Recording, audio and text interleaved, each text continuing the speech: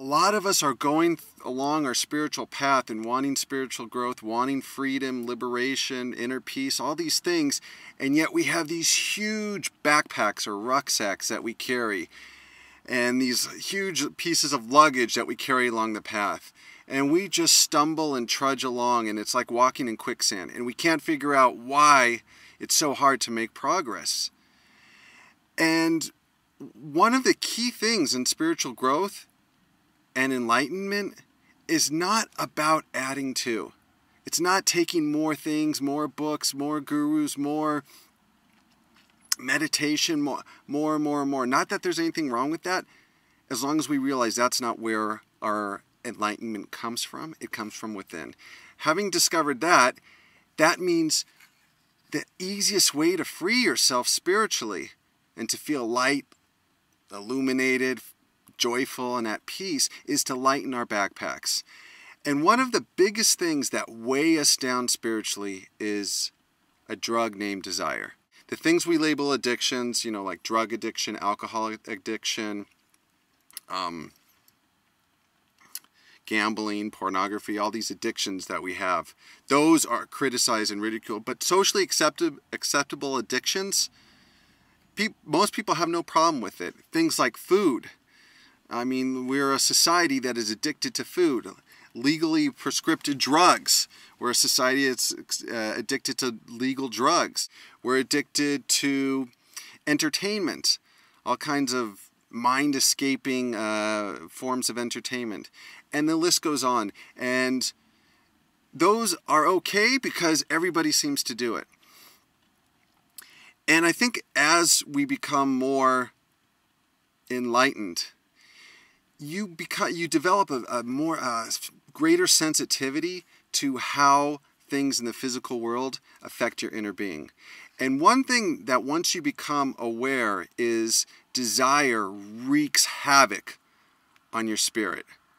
And most people are so accustomed to it. We are raised, encouraged, motivated to pursue desires. I mean, desire is an idol that we bow down to. We want our desires filled. We are going to make it happen. We're going to accomplish this, and we're going to fulfill all our desires. And that's almost the anthem people live their life, is fulfilling desire fulfillment, getting a house, getting a wife, getting a good job, getting status, getting power, getting material possessions, all these desires. Oh, shopping is another huge addiction that is socially acceptable. So all these desires we just kind of toss them in our backpack, and that's why most people are at a standstill as far as their spiritual growth. One, it's not important to them. And two, it's so hard to move when you're carrying such a heavy load. And the key thing is to start unloading. Enlightenment is about stripping away, taking away, not adding to. So unloading all these desires that we lug around from us. And what desire is saying that you're saying to your spirit, that external thing is going to complete me, or going to make me happy, or going to make me satisfied. And it becomes like a drug. The moment you have that desire fulfilled, and whatever, if it's a sexual desire, if it's a material desire, if it's a food desire, you feel good for a little while, and then the drug wears off, and then you need your next desire. And we are just constantly like this pumping desire, the drug of desire into our veins. And it's unconscious. We do not realize it. And awareness is the key. Willpower is not mighty enough to fight desire. I'm just not a big believer in willpower. What does work is strengthening our inner spiritual core.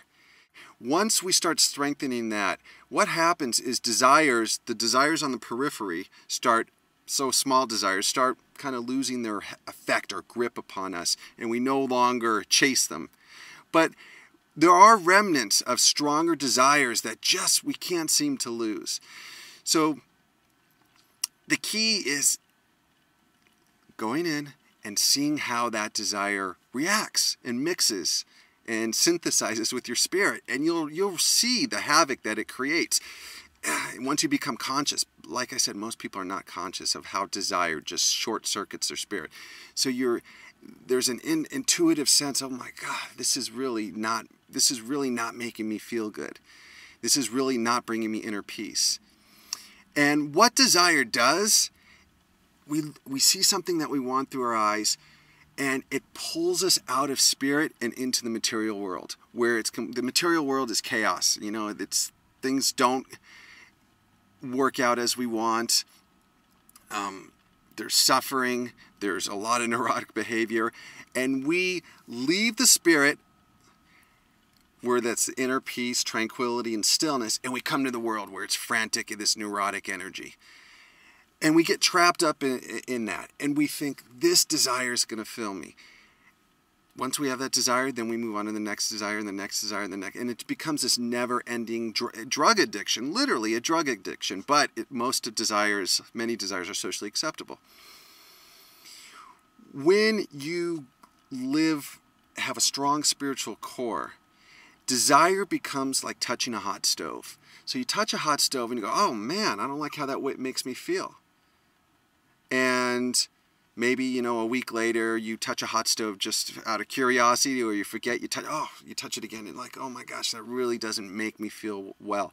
And that feedback is such a blessing, because that's what protects us physically. Well, built in within us, we have that same mechanism to protect us spiritually. We're just not in tune with it. And once we become in tune with it and see the havoc that desire creates within us and the weight we have to carry around, we begin to say, it's like touching a hot stove. You know what? That desire that owned me is no longer worth pursuing. And give yourself some time, patience, and space, because desire, it's not going to happen overnight where your desires are completely eliminated. But start with the desires on the periphery.